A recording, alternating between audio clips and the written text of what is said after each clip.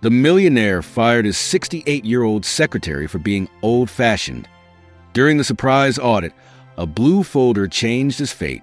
The morning sun poured through the vast glass windows of Hargrove Enterprises, casting a warm glow over the sleek, modern office space. Simon Hargrove, a man in his early 40s with sharp features and an air of confidence, stepped off the elevator and strode purposefully into the open-plan office. His tailored suit clung to his athletic frame, and his designer shoes clicked audibly against the polished marble floor. The atmosphere buzzed with energy as his young, dynamic team buzzed around him, eager for his guidance. "All right, everyone, gather around," Simon called out, a commanding presence that drew the attention of his staff. They quickly assembled in a semicircle, their faces a mix of anticipation and curiosity. "Today, we're going to discuss our next steps in transforming this company into a leader of innovation. We need to leave behind the antiquated methods that have plagued us for too long." His eyes swept over the group, landing on a few junior employees who nodded enthusiastically. "We must embrace change. The market is unforgiving, and we must adapt or die. We can't afford to be stuck in the past. If we want to thrive, we need fresh ideas and new perspectives." A ripple of excitement ran through the team, but in the corner of the room, Margaret Whitaker quietly observed. At 68, she was the oldest employee in the office, and her heart sank as she listened to Simon's words. She had dedicated over 4 decades of her life to this company, diligently organizing files, managing schedules, and ensuring that everything ran smoothly. Her desk, adorned with neatly stacked papers and a small potted plant, bore the weight of history, but now it felt like a relic of a bygone era. Margaret had seen many changes in the company during her tenure, but the swift transition to a youth-driven culture felt overwhelming. She glanced around the office, her gaze landing on the younger employees who were animatedly discussing ideas, seemingly oblivious to the weight of experience she carried. They were filled with ambition, but Margaret couldn't shake the feeling that they lacked the depth of understanding that came with years of service. As the meeting drew to a close, Simon's voice boomed with authority. "We can't let our past define us. It's time to make bold moves. I expect everyone to come up with innovative solutions by the end of the week. Let's show the world what Hargrove Enterprises can do." With that, he dismissed the meeting, and the young employees dispersed, invigorated by his words. Margaret, however, remained seated at her desk, her fingers lightly brushing the edge of a stack of documents. She could hear the laughter and chatter of her colleagues as they exited, but the sound felt distant, like echoes from another world. Moments later, Simon summoned her to his office. Margaret's heart raced as she stood up, smoothing her blouse and straightening her posture. She took a deep breath, steeling herself for their meeting. As she walked through the sleek corridor lined with modern art pieces, she felt a sense of foreboding creeping in. "Please come in," Simon said, gesturing to the chair opposite his desk. His office was a reflection of his personality, minimalist and stylish, with a large window offering a sweeping view of the New York skyline. "Thank you, Simon," Margaret replied, her voice steady despite the apprehension swirling inside her. She took a seat, her hands resting in her lap, and waited for him to speak. "Margaret, I appreciate everything you've done for this company over the years," Simon began, his tone professional but lacking the warmth she had hoped for. "However, I think it's time for a change. We need to modernize our operations, and I believe we need a fresh start, a new team to lead us into the future." The words hit Margaret like a punch to the gut. She blinked rapidly, struggling to process what he was saying. "Simon, I understand the need for change, but I have decades of experience experience that's outdated," he interjected, his voice firm. "We can't afford to cling to the past. I need a team that's in tune with the latest trends, one that can drive the company forward." "I'm sorry, but I have to let you go." Margaret felt the room spin for a moment. You're firing me?" she managed to whisper, her heart pounding in her chest. "After all these years?" "I'm sorry, Margaret. This is a business decision," Simon replied, his expression resolute. "You've done great work, but it's about the direction we're heading." Tears stung the corners of her eyes, but she fought to remain composed. "I've dedicated my life to this company, Simon. I've seen it through every challenge, every crisis. I know how things work here. You're making a mistake." "Maybe, but I can't take that risk," he said, his voice devoid of empathy. He slid an envelope across the desk towards her. "This is your severance. I wish you the best in your future endeavors." Margaret's hands trembled as she took the envelope, her heart heavy with disbelief. She stood slowly, feeling the weight of the moment pressing down on her. "I hope you find what you're looking for, Simon, but I fear you'll realize too late what you've lost." With those words, she turned and walked out of the office, her mind racing. As she passed her colleagues, their chatter faded away, replaced by a profound silence. She felt their eyes on her, filled with sympathy and confusion, but she couldn't engage with them. The world around her blurred as she exited the building, the weight of her dismissal settling over her like a heavy shroud. Once outside, the bustling sounds of New York City enveloped her, but all she could hear was the echo of Simon's words. Antiquated. She had never considered herself that way. She had always prided herself on her adaptability, her ability to navigate the ever-changing landscape of the corporate world. But now, she felt discarded, like a faded photograph, unworthy of the new age that Simon envisioned. Margaret took a deep breath, trying to calm the storm within her. She pulled out her phone and called her son, David. "Mom, is everything okay?" he asked, his voice laced with concern. I was just let go," she replied, her voice trembling. "Simon thinks I'm too old-fashioned." "Mom, I'm so sorry. What are you going to do?" David's voice softened, and she could hear him shifting, likely pacing. "I don't know yet, sweetheart. I need some time to think," she sighed, feeling the weight of uncertainty settle in her stomach. I didn't expect this. Do you want me to come over?" "We can talk about it," David offered, his concern palpable. "No, I'll be all right. I just need to gather my thoughts," she reassured him, forcing a smile that he couldn't see. "I'll call you later." After ending the call, Margaret walked to a nearby cafe, seeking solace in a familiar space. The warmth of the coffee shop contrasted sharply with the coldness she had just experienced. She settled into a corner booth, staring at her reflection in the window, her heart heavy with disappointment. As she sipped her coffee, her mind drifted back to the countless hours she had spent in the office, the friendships she had forged, and the challenges she had overcome. She recalled stories of her early days, the struggles to establish herself in a male-dominated industry, and the pride she felt when she helped the company navigate through tough times. But now, all of that seemed to mean nothing. She felt invisible in a world that favored youth and innovation over experience. The ache of rejection settled deep within her as she realized that she might be losing not only her job, but also her sense of purpose.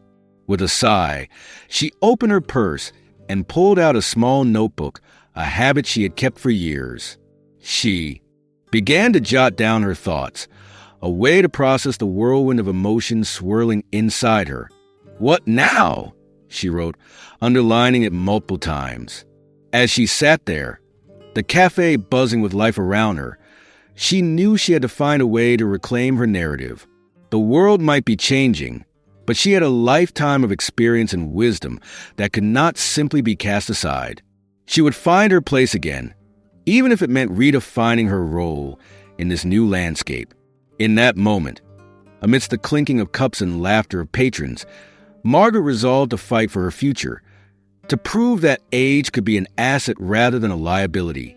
The road ahead might be uncertain, but she would not let her story end here. The air in the office was thick with tension after Simon Hargrove's abrupt decision to dismiss Margaret Whitaker. The young employees, who had idolized Simon for his innovative vision, now whispered among themselves, glancing nervously at the door to Margaret's office. They had seen her work tirelessly for decades, a steadfast presence amidst the whirlwind of change that Simon brought. Jake, a close friend of Simon's and a mid-level manager in the company, stood by the coffee machine, his brow furrowed in concern. He watched as Simon strode confidently down the hallway, his tailored suit and striking demeanor giving him an air of invincibility. "He's making a mistake," Jake muttered under his breath. Just then, Lisa, a bright-eyed intern, overheard him. "You think so? I mean, Margaret is so old-fashioned. Maybe it's time for a fresh start." Jake shook his head vehemently. "Fresh start? Sure, but at what cost? Margaret has been here for 20 years. She's the backbone of this place. You can't just toss her aside like yesterday's news." "But Simon wants to modernize," Lisa replied, fidgeting with her pen. "This is the way the world works now. New ideas, new people. Isn't that what we all want?" "Sometimes new isn't better," Jake said, his voice tinged with frustration. "Experience counts for something. You'll see. He'll regret this." Meanwhile, in her modest office, Margaret sat at her desk, surrounded by stacks of paperwork, her hands moving methodically as she sorted through the files. The familiar scent of her favorite lavender air freshener lingered in the air, a calming presence amidst the chaos that had erupted in the office. She could hear the muffled voices of her colleagues just outside her door, their hushed tones betraying the unease that had settled over the office like a fog. Sighing softly, Margaret reflected on her long career. She had witnessed the company evolve, had been part of its growth, and now she felt as though she was being pushed aside. "What do they want from me?" she whispered to herself. "Am I really that antiquated?" Just then, the door creaked open and Simon stepped in, his expression steely. "Margaret, can we talk?" "Of course, Simon," she replied, trying to maintain her composure. She stood up, smoothing down her blouse nervously, and gestured for him to sit. Simon didn't take a seat. Instead, he stood with his arms crossed, looking down at her as though she were a project gone awry. "I've been reviewing the company's direction, and frankly, I need to make some changes." Margaret's heart sank. She had known this moment was coming, but the reality of it felt like a punch to the gut. "Changes," she echoed, her voice barely above a whisper. "Yes," he replied curtly. "I think it's time for new leadership in your position. I need someone who can bring fresh ideas and adapt to the new market trends." She opened her mouth to protest, but no words came. Instead, she simply nodded, feeling the weight of his decision pressing down on her. "I see. I'm giving you a severance package, of course," Simon continued, his tone impersonal. "You've been a valuable employee, but we need to move forward." Margaret's eyes glistened with unshed tears. "I've dedicated my life to this. Current standing. That's just some old documents," Simon stammered, trying to wave it away. "Nothing important. We're focused on the new strategies." The auditor, however, had already begun to scan through the documents. "I think this might be quite important," he said, his brow furrowing as he read through the pages. "There are some significant inconsistencies here." Simon's mind raced as he tried to think of a way to redirect the conversation. He could feel the walls closing in on him, the pressure mounting as the auditors continued to sift through the contents of the folder. It was becoming increasingly clear that this wasn't going to be the straightforward audit he had anticipated. "Can we focus on the new initiatives?" Simon insisted, desperation creeping into his voice. "I assure you, we're on the right track." But as the auditors exchanged knowing glances, Simon realized he was losing their confidence. The weight of Margaret's absence bore down on him, and for the first time, he began to question his decision. Her years of experience, her meticulous attention to detail everything he had dismissed as outdated was now glaringly absent from his operation. As the young auditor continued to read, Simon felt a wave of panic wash over him. He had thought he could handle this alone, that he didn't need Margaret's help. But now, with the truth lurking just beneath the surface, he understood that he had underestimated the consequences of his actions. "Mr. Hargrove," the stern auditor said, fixing him with a pointed look, "we need full transparency. If there are errors in your records, it could lead to serious repercussions for you and the company. Are you willing to cooperate?" Simon nodded slowly, his heart racing. "Of course," he said, his voice barely above a whisper. As he watched the auditors dig deeper, he realized that he was standing at a crossroads. The decisions he had made were beginning to unravel, and the opportunity to fix things was slipping away. As the morning sun filtered through the glass walls of the office, casting sharp lines of light across the polished floors, Simon Hargrove sat stiffly in his chair, a knot of anxiety tightening in his stomach. The atmosphere was electric, charged with the apprehension of the impending surprise audit. He glanced around the room, taking in the anxious faces of his young team members, all too aware of the stakes.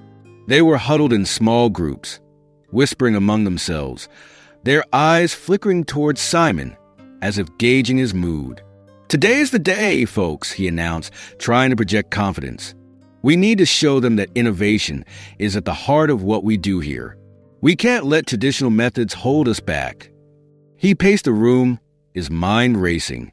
"Let's keep our focus on the future." The team nodded, but Simon could see the doubt lingering in their expressions. He turned away, swallowing hard. In the back of his mind, he felt the ghost of Margaret Whitaker lingering, her presence a constant reminder of the past he was so eager to escape. Meanwhile, in her small, cluttered office, Margaret sat at her desk, organizing stacks of papers with a practiced hand.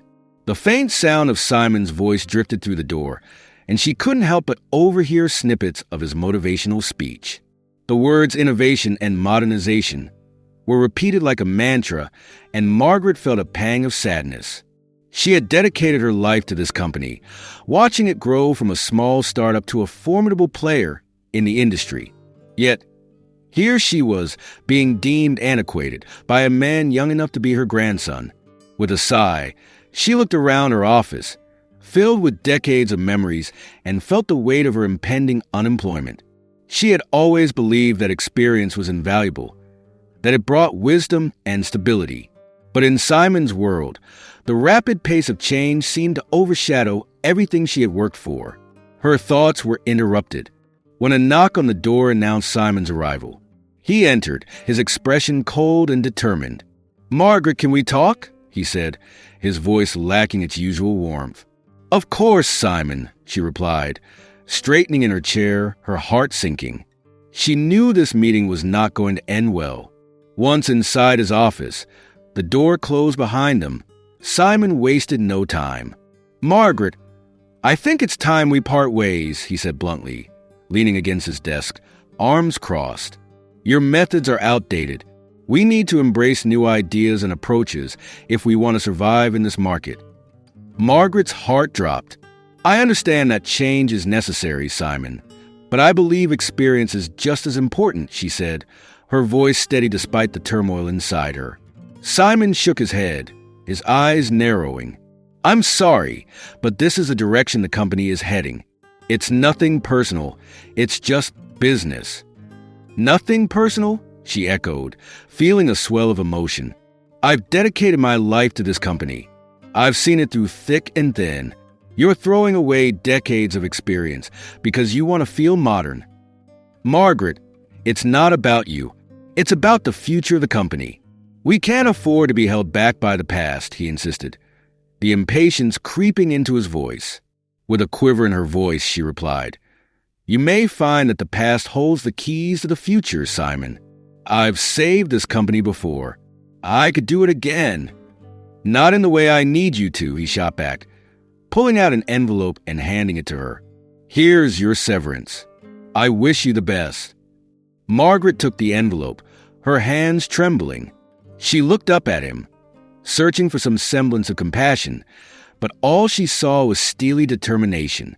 "I hope you realize what you're doing," she said quietly, her voice breaking. "You're making a mistake." Simon turned away, unable to face her. "I have to do what's best for the company. I can't keep you on board." As she walked out of his office, the weight of the world seemed to settle on her shoulders. She could hear hushed whispers from her colleagues as she passed by, their sympathetic glances piercing through her like arrows. "I'm so sorry, Margaret," Jake, one of the younger employees, whispered, his face contorted with concern. "It's all right, Jake," she replied, forcing a smile.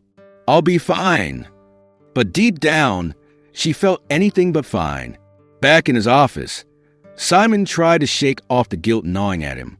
He had convinced himself that he was doing the right thing, but as he settled back into his chair, a sense of dread washed over him. The audit was looming, and he needed to project confidence and control. As the day wore on, the atmosphere grew tense. The auditors arrived, their presence casting a shadow over the office.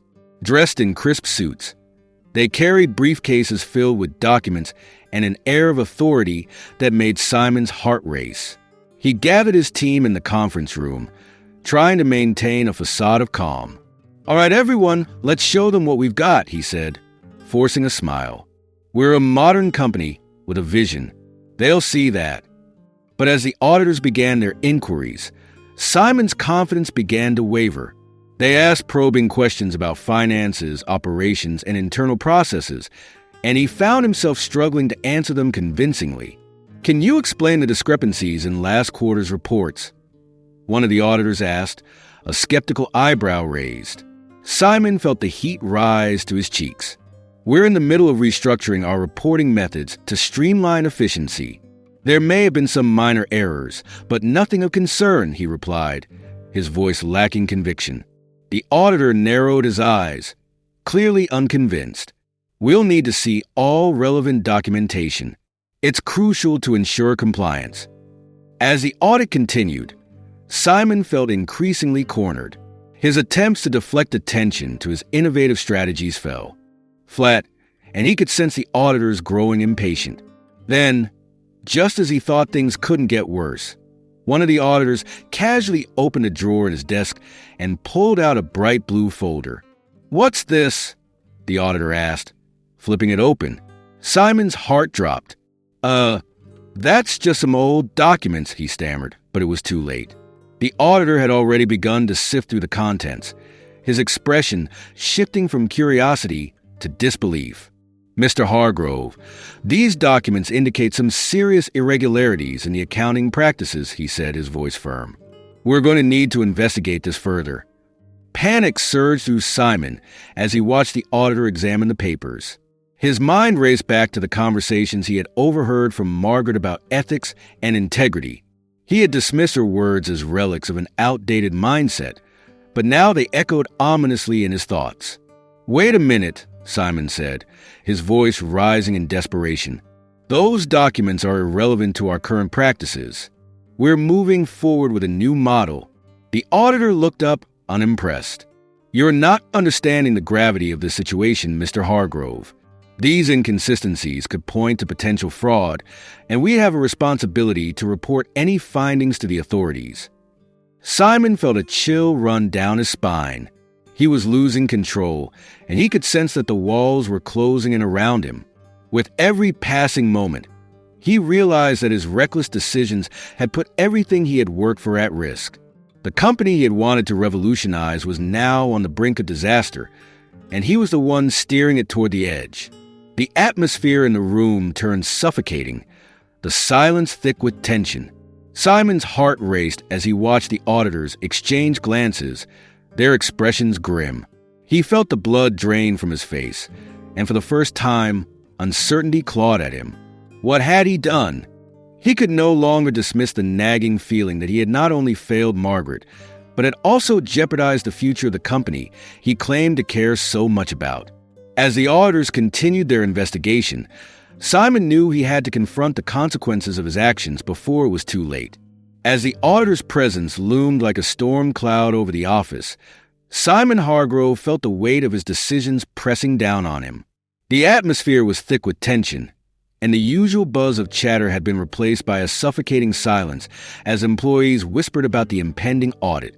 Simon paced in his office, the sleek glass walls offering a view of his team frantically trying to prepare for the scrutiny. He had been so focused on modernization, on tearing down the old guard and ushering in a new era, that he hadn't fully grasped the potential consequences of his actions. He ran a hand through his hair, frustration bubbling just beneath the surface. He needed to talk to someone, to bounce his thoughts off another person before he made any further decisions. Jake, his longtime friend and confidant, was the obvious choice. Simon picked up his phone and dialed Jake's number. "Hey, Simon. What's up?" Jake answered, his voice bright and cheerful, a stark contrast to Simon's dark mood. "Can you come to my office?" Simon replied, his tone clipped. "We need to talk." "Sure thing, man. I'll be right there." The minutes felt like hours as Simon waited, his anxiety twisting in knots in his stomach. When Jake finally entered, he wore a casual air, but Simon could see the concern etched across his features as soon as he closed the door behind him. "Okay, what's going on?" Jake asked, leaning against the desk, arms crossed. "You look like you've seen a ghost." Simon sighed deeply. "It's this audit. I feel like everything is falling apart. I thought I was doing the right thing by moving the company forward, but now I'm not so sure." Jake raised an eyebrow. "What do you mean?" "I fired Margaret," Simon admitted, the words tasting bitter on his tongue. "I thought she was too stuck in her ways, too antiquated for a company that needs to be agile and innovative." Jake's expression shifted instantly from concern to disbelief. "You fired her? That's a huge mistake, Simon. You know how much she's done for this company. Her experience dash. I know, but we need fresh ideas, fresh energy." "I thought I was making a bold move," Simon interrupted, running a hand through his hair again, agitation rising. "But now, with this audit, I can't shake the feeling that I might have acted rashly." "Rash? That's an understatement," Jake replied, his voice steady but firm. "Look, Simon, you've got to understand that sometimes the old ways hold value. Margaret has been here for decades. She knows the ins and outs of this place. You need to seriously reconsider your choices." Simon turned away, staring out at the skyline of New York. "But is it too late? I've already made my decision. What if it's too late to fix this?" Jake stepped closer, placing a hand on Simon's shoulder. "You can't let pride get in the way of doing the right thing. You need to own up to your mistakes. If this audit reveals something big dash, I know, Simon snapped, pulling away. "But I can't just bring her back. I'll look weak. I'll lose my credibility. And what's worse," Jake pressed, "looking weak or letting this company go down in flames because of your stubbornness. You think Margaret would turn you away if you asked for her help?" Simon closed his eyes, feeling the weight of Jake's words settle heavily on his shoulders. He had never considered that Margaret might be more than just an antiquated relic of the past. He recalled the countless times she had saved him from disaster, her sharp eyes catching mistakes he would have overlooked. What if she refuses? What if she's done with this place? "Then at least you'll know you tried to make it right," Jake said, his voice softer now. "You need her, Simon, and deep down, I think you know that." Simon nodded slowly, the gears in his mind turning furiously. He had to confront the reality of his situation. If the auditors discovered the discrepancies hidden in the company's books, and if those discrepancies traced back to his decisions, it wouldn't just be his career on the line. It could affect everyone in the company, including Margaret. He thought of Jake's earlier warning the potential fallout could extend beyond just him. As if on cue, the door swung open, and one of the auditors, a stern-looking woman in her 40s, stepped in. "Mr. Hargrove, we need to speak with you regarding some of the records we've uncovered." Simon's heart sank. "Of course. I'll be right out." He turned back to Jake, desperation creeping into his voice. "I need to do something. I need to find Margaret." "Then go," Jake urged. "You don't have much time. Go now. Fix this." Simon nodded, and with a newfound sense of urgency, he left his office. The hallways felt different, the air charged with the tension of uncertainty. He made his way through the familiar corridors, past the team members who had once looked up to him with admiration, now looking at him with a mix of confusion and concern. He reached Margaret's desk, the sight of it feeling surreal. The once bustling area now seemed empty without her presence, her carefully organized documents and personal touches absent. He picked up the phone, hesitating as he dialed her number. Would she even pick up? Would she want to talk to him after how he had treated her? After a few rings, a soft voice answered. "Hello." "Margaret," Simon said, his voice trembling slightly. "It's Simon Hargrove." "What do you want?" she replied, her tone cool and distant. Simon paused, taking a breath. "I need to talk. It's important." "Is it about the audit?" she asked, an edge of bitterness in her voice. "Because I'm not interested in any more of your excuses." "No, it's not about that," Simon replied, desperation creeping in. "It's about you. I realize now I made a terrible mistake firing you. I need your help. The company needs your help. I can't face this audit without you." There was a long silence on the other end of the line. Simon could hear Margaret's breathing, steady but measured. "You made your choice, Simon. I'm not sure I want to help someone who didn't value my contributions." "Please," he pleaded, his voice rising slightly. "I understand now what I lost. I was too focused on the future to see the importance of the past. I need you by my side, even if it's just for this audit. Your experience is invaluable." Margaret sighed heavily. "And what if I refuse? What then? You can't just expect me to overlook how you treated me."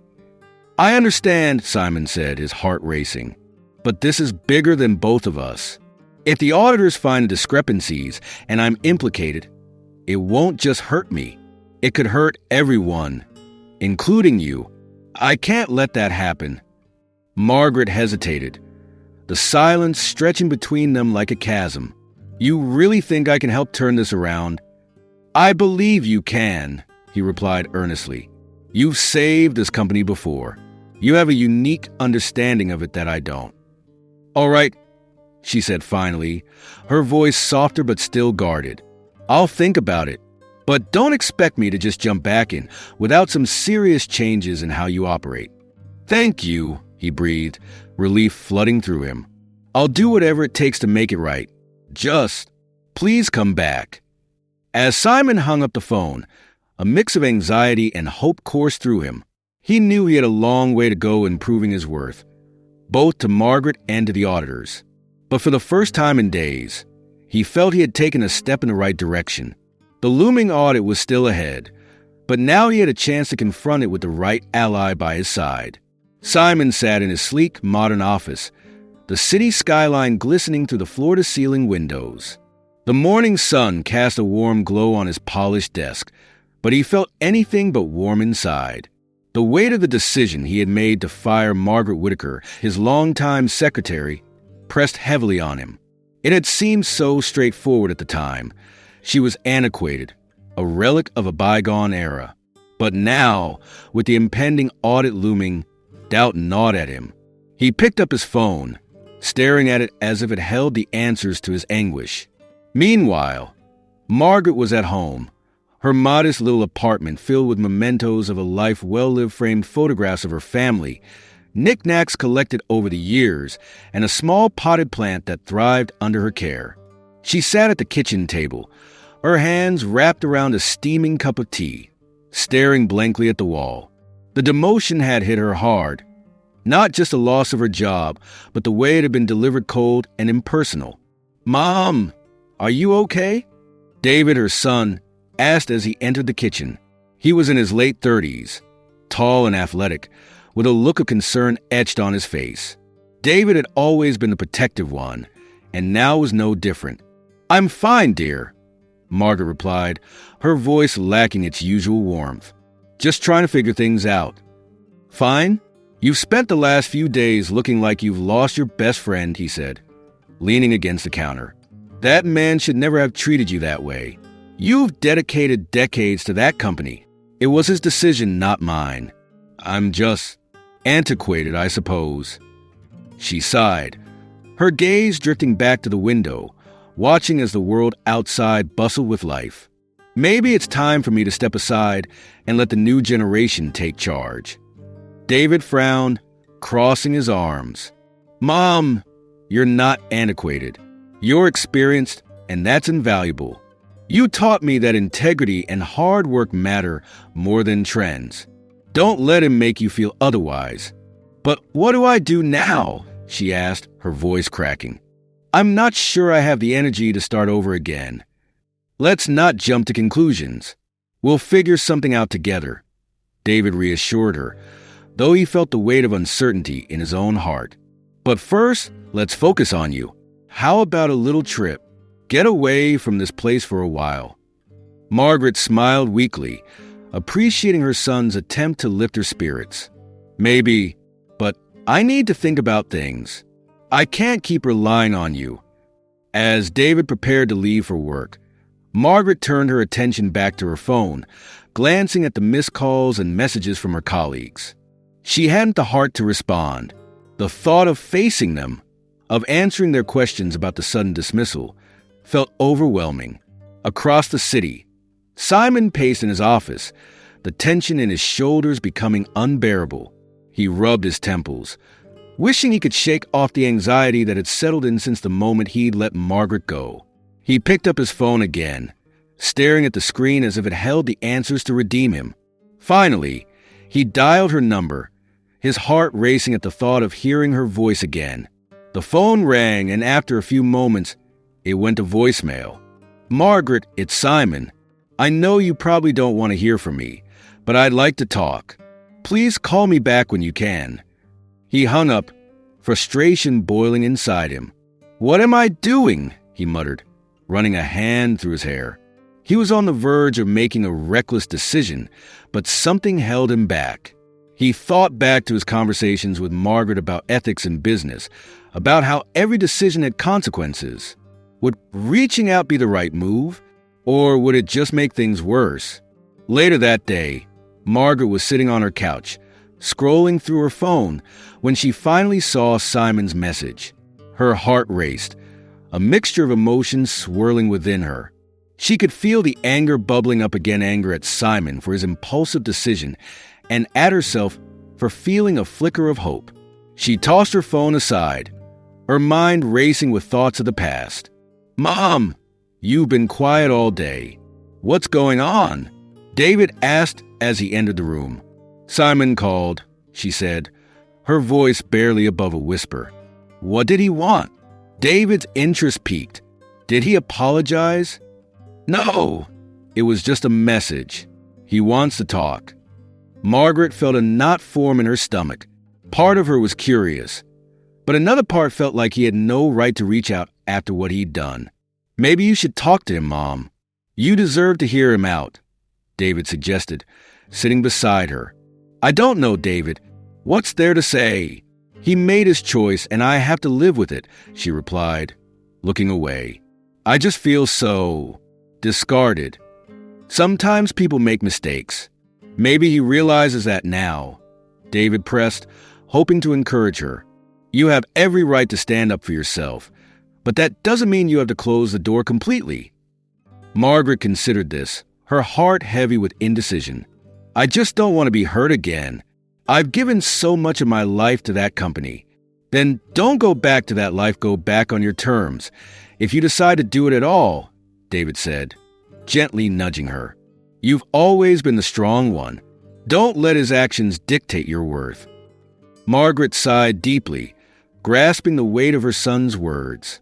She felt like she was at a crossroads, and the uncertainty was suffocating.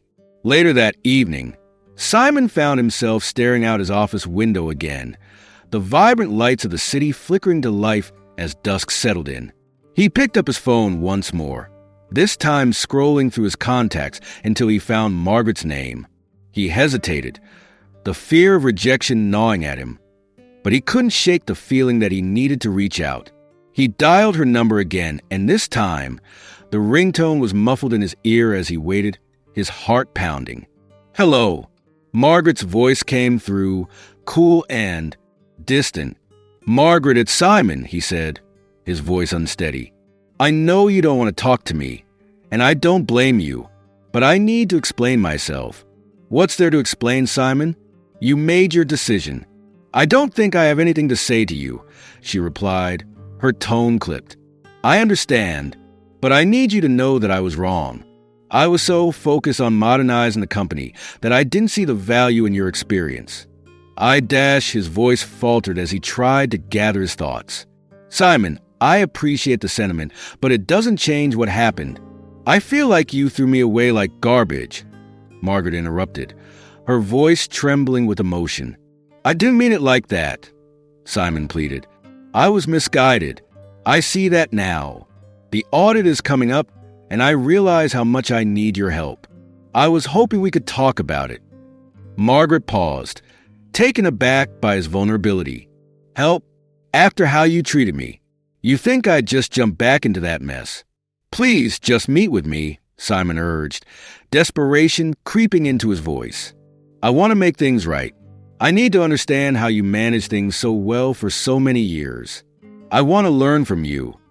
Margaret held her breath, a tempest of emotions swirling within her. She glanced at the photographs on her wall, memories of her life spent dedicated to the company. I'll think about it, Simon, she said finally, her heart heavy. But don't expect anything to change overnight. Thank you, Margaret, he replied, relief flooding through him. As they ended the call, Margaret felt a flicker of hope mixed with uncertainty. She stared out her window, watching the city lights twinkle against the night sky. Perhaps there was a chance to reclaim her narrative, to show Simon that wisdom doesn't always come from youth, and that integrity has a value that transcends time. But for now, she would take it one day at a time, navigating the delicate balance between forgiveness and self-preservation, waiting to see what the future would hold. The atmosphere in Simon Hargrove's office grew increasingly suffocating as the audit progressed. The fluorescent lights seemed to hum ominously over the sleek conference table, casting harsh shadows that danced on the walls. Simon sat at the head of the table, his fingers steepled under his chin, a mask of feigned confidence plastered across his face. The auditors, a trio of stern individuals armed with laptops and highlighters, pored over the financial statements with an intensity that made Simon's skin crawl. He felt like a fish in a tank, scrutinized from every angle, waiting for the inevitable moment when they would expose his mistakes. As he glanced around the room, Simon caught the eye of one of the auditors, a woman named Lisa. She had a reputation for being thorough and relentless. Her brow was furrowed as she examined the figures, and Simon could see the gears turning in her mind. He attempted to quell his rising anxiety by focusing on the presentation he had prepared, but the words felt hollow, rehearsed. Mr. Hargrove, Lisa said, breaking the tense silence. Can you explain these discrepancies in the Q2 reports? The numbers here don't align with the figures you submitted last quarter. Simon swallowed hard. Yes, well, we've been working on some innovative strategies to streamline our operations. These discrepancies are likely due to adjustments we made to our forecasting models. Adjustments? Lisa raised an eyebrow. You mean to say that you altered the reports after the fact? That's concerning. Simon felt the heat rise to his cheeks. No, not altered. Just adjusted. You have to understand, we're trying to stay ahead in a competitive market. Sometimes, a little flexibility is necessary. Flexibility is one thing, Mr. Hargrove, she replied, her voice steady and unwavering. But what you're describing sounds more like manipulation. A wave of panic washed over Simon. He could feel the walls closing in on him. The room, once a sanctuary of power and control, now felt like a cage.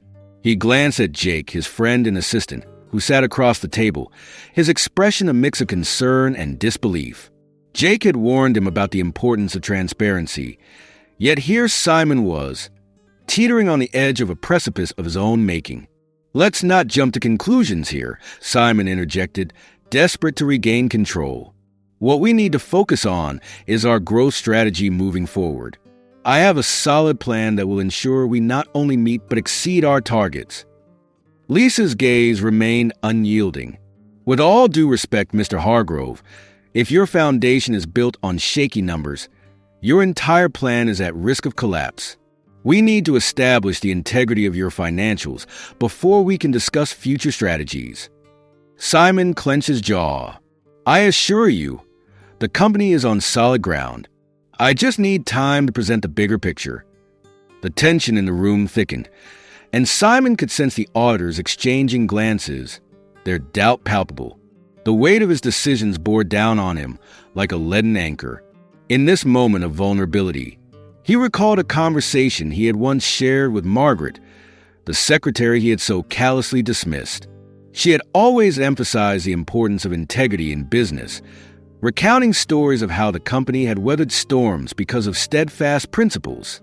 Those words echoed in his mind, but he quickly pushed them aside, unwilling to let nostalgia weaken his resolve. Mr. Hargrove, another auditor, a man named Tom, interjected, leaning forward. We need to get to the bottom of this. If you're hiding anything, it will come to light, and I suggest you take this opportunity to clarify these discrepancies before they become a much larger issue.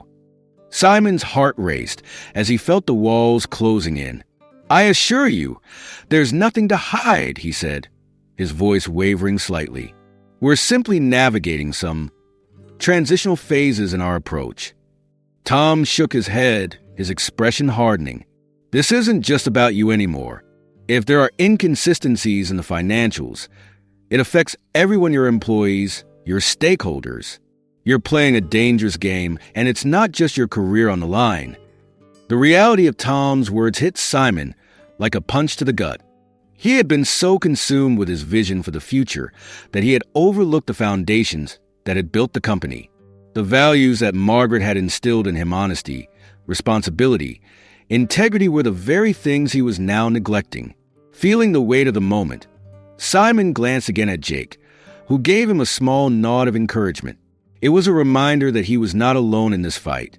But the isolation Simon felt was suffocating. He was supposed to be a leader, yet here he was, trapped in a web of his own making. The pressure mounted, and as he glanced at the auditors, he could see the skepticism in their eyes. Let's take a step back, he said, trying to regain his composure. I understand the gravity of the situation, and I want to be transparent. I will do whatever it takes to rectify this. Lisa crossed her arms. That's a start, but we need specifics. What are you proposing? Simon's mind raced. He knew he had to come clean, yet the fear of losing everything paralyzed him. I need to consult with my team. We can gather all necessary documents and clarify any discrepancies. I'll take full responsibility for this. I just need a moment to regroup.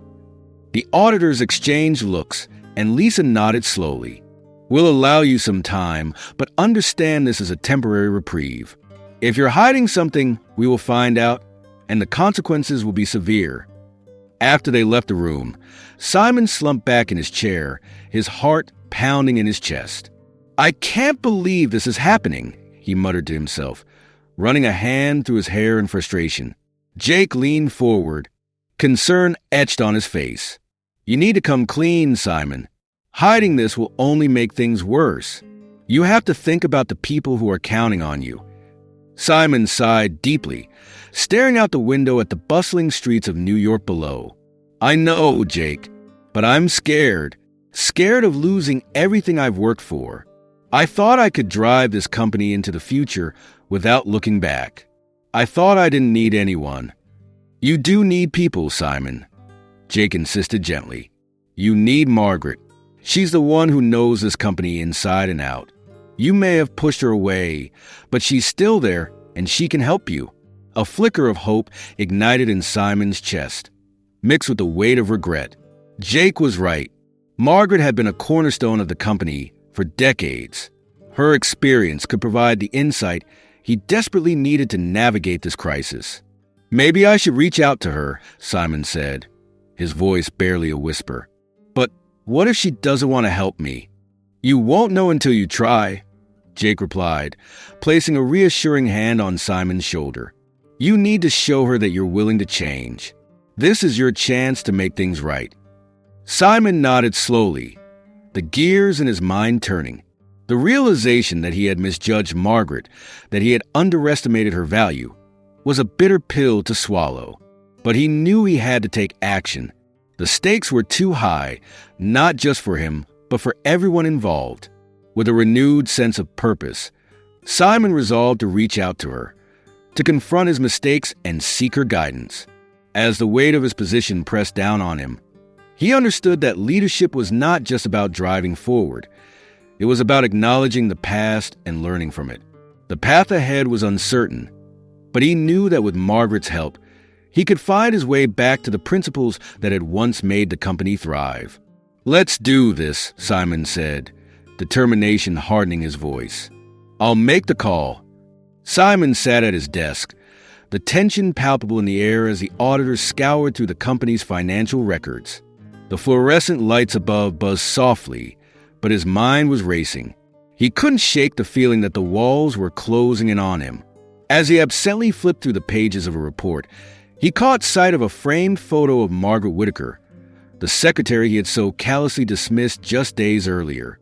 Her warm smile seemed to haunt him, a reminder of the integrity and dedication she had brought to the company for decades.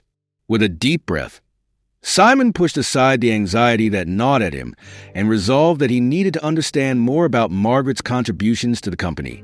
Perhaps there was something in her history that could illuminate his path forward. He turned to his computer and began typing, searching for any records or documents related to her past work. To his surprise, he found a trove of archived emails and reports that detailed her impressive tenure at Hargrove Enterprises. As he delved deeper, he stumbled upon a particularly intriguing email thread from several years ago. The subject line read, "Crisis Management. Immediate attention required." Curious, Simon clicked to expand the thread. The emails revealed a harrowing time when the company faced a severe financial crisis due to an unexpected market downturn. The board had been panicking, and the future of the company hung in the balance. "Simon, you need to look into this," he muttered to himself as he read through Margaret's emails. In the correspondence, she had proposed a strategic plan that involved cutting costs, reevaluating contracts, and focusing on customer relations to regain trust. Her words were filled with confidence and clarity, and it was evident that she had been the backbone of the company during that tumultuous time. He found it hard to believe that the same woman he had dismissed so easily had once been the architect of the company's survival. The more he read, the more he felt a pang of guilt twist in his stomach. Had he been so blinded by the need for modernity that he failed to recognize the value of experience? With a growing sense of urgency, Simon picked up the phone and dialed Jake's number. "Hey, man, can you come to my office? I need to talk to you about something important." "Sure, Simon. What's up?" Jake replied, his voice laced with curiosity. "Just get here, okay?" "It's about Margaret," Simon said, hanging up before Jake could ask more questions. As he waited for Jake to arrive, Simon's mind raced with the implications of what he had uncovered. He needed to make amends. He had treated Margaret like an outdated relic, when in fact, she was a cornerstone of the company. He recalled a conversation he had once overheard between Margaret and another employee about the importance of integrity in business. She once said, "Integrity is doing the right thing, even when no one is watching," he murmured to himself. How ironic that those words now echoed in his mind, a stark contrast to the path he had been following. When Jake finally walked in, he found Simon pacing the floor, his brow furrowed in thought. "You said it was about Margaret. What's going on?" Jake asked, crossing his arms. "I've been looking into her history here, and I can't believe how much she's done for this company," Simon admitted, his voice cracking with regret. "She saved us during the last crisis, Jake. I had no idea." Jake raised an eyebrow. "You didn't know? Everyone knows how instrumental she was back then. She's the reason we're still standing." "Yeah, well, I was too busy trying to modernize everything to see that," Simon replied, running a hand through his hair. "I need to fix this. I want to reach out to her, but I don't know if it's too late." "Simon, it's never too late to do the right thing," Jake encouraged, his tone supportive. But you need to be prepared for her reaction. She might not be ready to forgive you." "I know," Simon said, looking down at his desk. "But if I can just show her that I recognize her worth, maybe I can convince her to help us through this audit." "Have you thought about what she might do? She's got a lot of experience and connections. If she's willing to help you, it could really turn things around," Jake suggested. "I've been digging through her past contributions, and it's clear she has a wealth of knowledge." "I just hope she hasn't given up on us entirely," Simon replied, his determination growing stronger. With a newfound sense of purpose, Simon resumed his research into Margaret's contributions. He discovered a series of reports she had authored, outlining strategies for various projects that had significantly improved the company's performance over the years. Each document was filled with meticulous details and insightful analysis that showcased her deep understanding of the industry. In one particular report, he found a detailed breakdown of a marketing strategy she had devised that had propelled the company's sales to record highs. His eyes widened as he read through her methodologies, noting how her experience had lent itself to innovative ideas that were both practical and effective. "Why did I overlook this?" he wondered aloud, frustration mingling with admiration. She was ahead of her time even then. As he sifted through more documents, he unearthed a handwritten note from Margaret, tucked away in one of the reports. It was a simple message, but it struck a chord within him. Never underestimate the power of perseverance and integrity. They are the foundation of success. Simon felt a lump in his throat as he read those words. They resonated deeply with him now, especially in light of the current turmoil he faced. It was as if she had foreseen the challenges he was now grappling with. He understood now that his ambition had clouded his judgment, and he had dismissed the very qualities that could guide him through this crisis. "Margaret deserves so much more than I gave her," he said softly, the weight of his realization pressing down on him. "I have to find her. I have to apologize and ask for her help." He quickly pulled up her contact information but hesitated, his finger hovering over the dial button. What would he even say? How could he convey the magnitude of his regret? Just then, a thought struck him he could share what he had learned about her contributions, show her that he recognized her worth. "Okay, I'll start with that," he murmured to himself, his resolve solidifying. Simon took a deep breath, mustering the courage to reach out. "Here goes nothing," he said, finally pressing the button to call her. The phone rang, each tone echoing in his heart, amplifying his anxiety. When Margaret's voice came through the line, warm yet guarded, he felt a rush of emotions. "Hello?" she answered, a hint of surprise in her tone. "Margaret, it's Simon Hargrove," he said, trying to keep his voice steady. "I've been meaning to talk to you." "Simon, what do you want?" she asked, her tone cautious. "I know I don't have the right to ask for your time after what I did, but I've been looking into your work here, and I realize now how much you've contributed to this company," Simon admitted, his words tumbling out in a rush. "You saved us before, and I need your help again. I need your experience and insight." There was a pause on the other end of the line, and Simon could almost hear the wheels turning in her head. "I appreciate your acknowledgement, Simon, but I'm not sure I'm the right person for this anymore. I was let go for a reason." "I know," he replied, desperation creeping into his voice. "But I've learned so much about what you've done for this company. You have a unique vision that I've come to realize is invaluable. Please, let me show you what I found." Margaret sighed heavily, the weight of her disappointment evident even through the phone. "I need time, Simon. I need to think about everything. It's not easy for me to just jump back into something I thought was behind me." "I understand," he said, his heart sinking. "But if you could just meet with me, even just for a coffee, I promise to explain everything. You deserve to know how much I regret my decision." Finally, after a long silence, she replied, "I'll think about it, Simon, but I can't make any promises." As the call ended, Simon felt a mixture of hope and uncertainty. He knew he had a long road ahead of him, but he was determined to make things right. Margaret's legacy was etched into the very fabric of Hargrove Enterprises, and he was ready to embrace that legacy, not just for himself, but for the future of the company. Simon Hargrove stepped into the quaint cafe, the aroma of freshly brewed coffee wafting through the air, mingling with the soft hum of conversation. He scanned the room, his heart pounding in his chest as he searched for the familiar figure of Margaret Whitaker. She was sitting at a small table by the window, her once vibrant demeanor subdued, a half-empty cup of coffee in front of her. The sunlight spilled over her silver hair, casting a gentle glow around her. But the lines on her face told a different story, one of disappointment and hurt. Taking a deep breath, Simon felt a wave of regret wash over him. It had only been a few days since he had made the rash decision to fire her, and in that time, everything had spiraled out of control. The weight of the company's impending audit loomed over him like a dark cloud, and now, more than ever, he understood the value of experience and integrity, qualities he had dismissed so carelessly. He approached her table, his palms slightly sweaty, words struggling to form in his mind.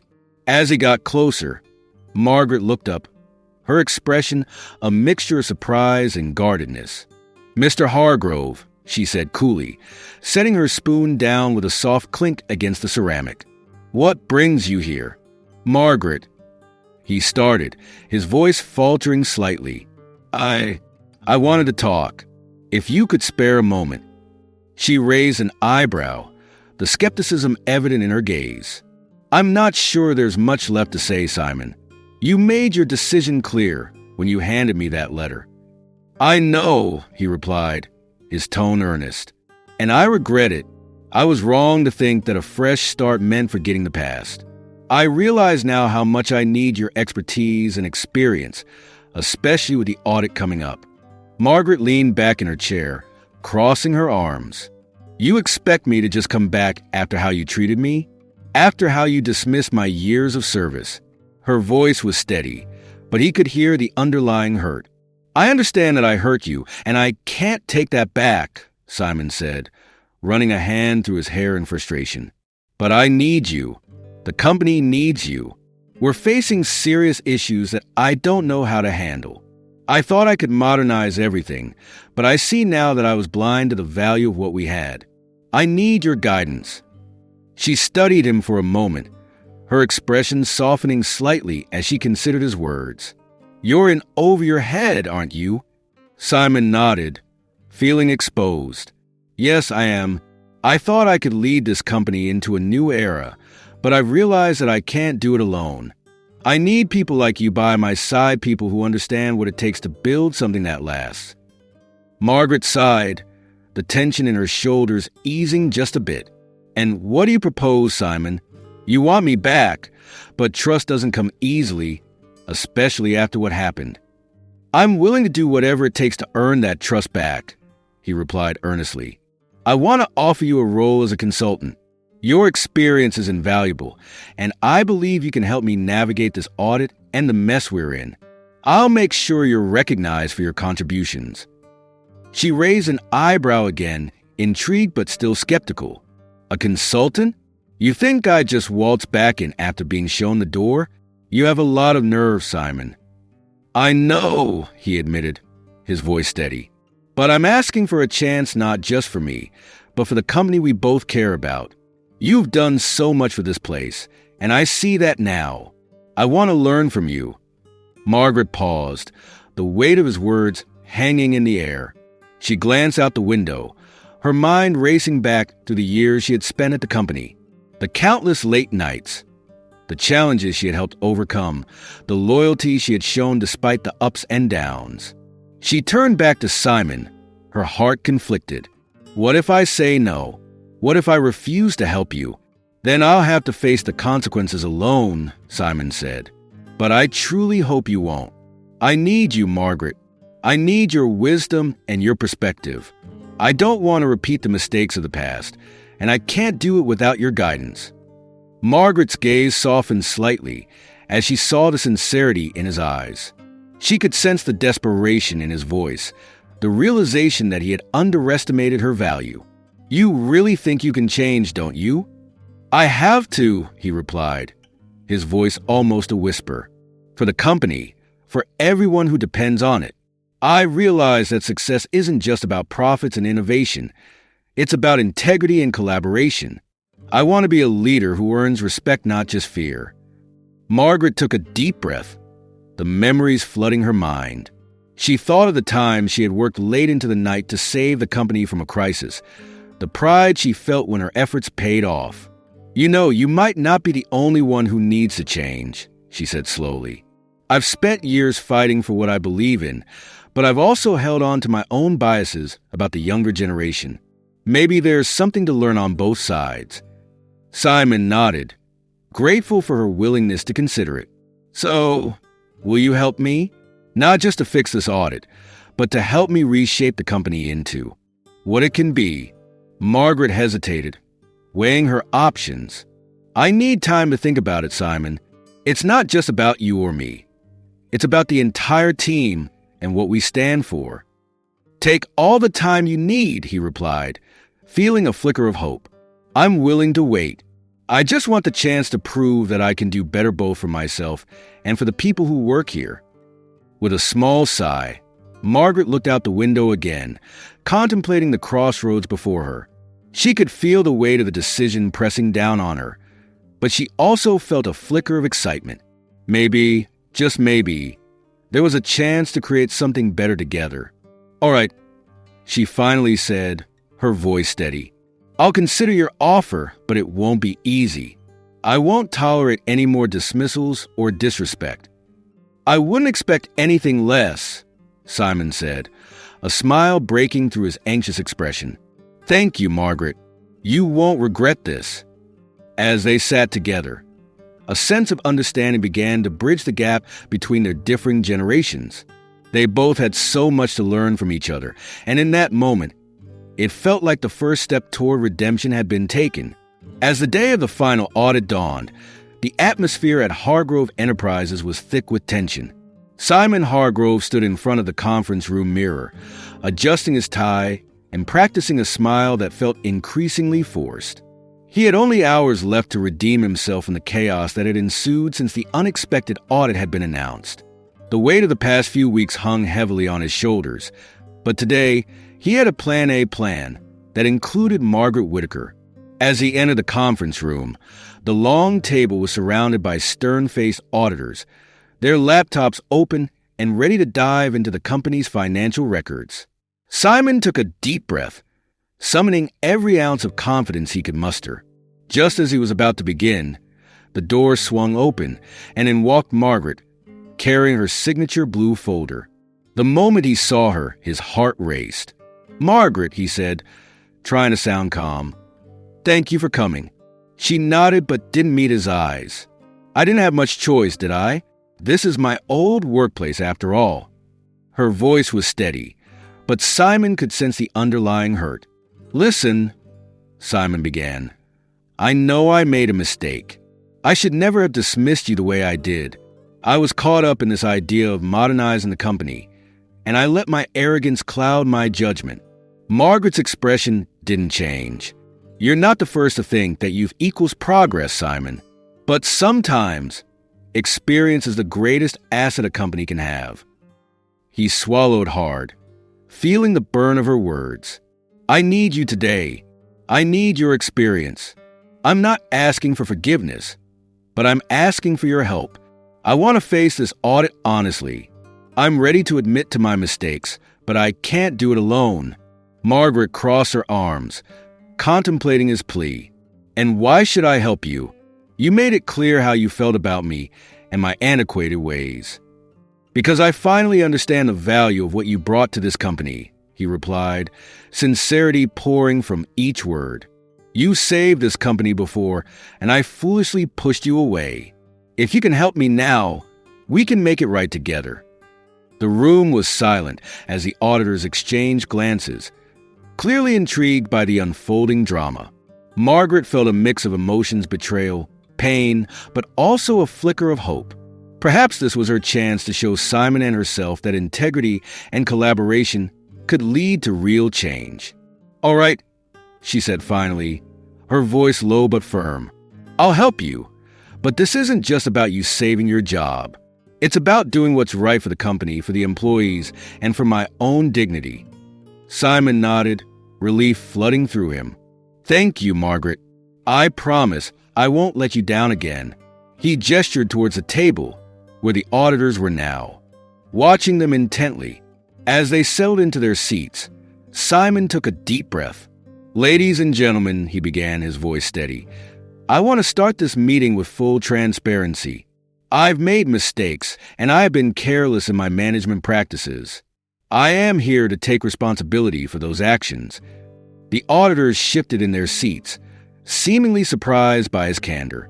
In light of the recent findings, I must also disclose that Margaret Whitaker, my former secretary, has graciously agreed to join us today. She has insights that I believe are crucial to understanding the scope of our operations and the issues we are facing. He gestured for Margaret to speak, and she nodded, her demeanor shifting from uncertainty to resolve. Thank you, Simon. I want to make it clear that my goal here isn't to point fingers. It's about accountability. I've spent years working in this company, and I know its strengths and weaknesses intimately. She opened her blue folder, revealing documents that outline discrepancies in the accounting practices issues that have been overlooked in the rush for modernization. These are records that I compiled before my departure. They indicate not only mismanagement, but also decisions that could lead to serious legal ramifications for this company. Simon watched as Margaret spoke, her voice steady and authoritative. This was a woman he had dismissed, and now he was witnessing her true power. The auditors were taking notes, their expressions shifting from skepticism to intrigue. Margaret saved this company once before, Simon interjected, trying to reinforce her authority. She has the experience we need to navigate these issues properly. I'm committed to working with her to address the discrepancies and ensure that we find a path forward that is ethical and responsible. One of the auditors, a woman with sharp features, leaned forward. Mr. Hargrove, are you prepared to accept the consequences of these findings, regardless of how they may affect your leadership? Simon nodded, his heart pounding. Absolutely. I'm ready to be held accountable. I've learned that leadership isn't about being untouchable. It's about being honest and fostering a culture of integrity. Margaret felt a warmth in her chest. Perhaps this was the moment she had been waiting for the chance to reclaim her place in the company and to help it heal. If we're going to move forward, we need to ensure that all employees understand the importance of ethics in our operations. They need to know that every decision we make has consequences. The auditors exchanged glances, clearly impressed. We'll need a detailed action plan moving forward, the lead auditor said, and a commitment from both of you to implement these changes. Simon and Margaret nodded in unison. We'll provide that, Simon said, his voice stronger now. We'll work together to ensure that this company not only survives but thrives. As the meeting progressed, Simon and Margaret found themselves collaborating seamlessly, their earlier tension replaced by a shared determination. They discussed strategies, proposed new policies, and outlined the steps necessary to rectify the issues at hand. Finally, as the meeting drew to a close, the lead auditor stood up, looking both relieved and impressed. Thank you both for your openness and commitment to rectifying these issues. We will be monitoring your progress closely, but I believe you have a solid plan moving forward. Once the auditors had left, Simon turned to Margaret, gratitude evident in his eyes. I can't thank you enough for stepping in. You've shown me what true leadership looks like. Margaret smiled, a genuine warmth in her expression. It's not about me, Simon. It's about the company and everyone who works here. We all deserve better than what has been happening. He nodded, feeling a newfound respect for her. I know I can't undo what I did, but I want to make it right. You deserve recognition for your contributions, not just as a secretary, but as a leader in your own right. Margaret felt a flush of warmth at his words. Let's focus on the future, Simon. Together, we can make a difference. As they stepped out of the conference room, Simon finally understood the power of collaboration, of valuing experience alongside innovation. The road ahead would be challenging, but he felt a renewed sense of purpose alongside Margaret. They would face the future together, not just as a boss and an employee, but as allies committed to restoring integrity and respect within the company. The sun shone brightly outside, illuminating the path ahead. The past was behind them, and with every step forward, they were ready to build a better, more ethical future for Hargrove Enterprises.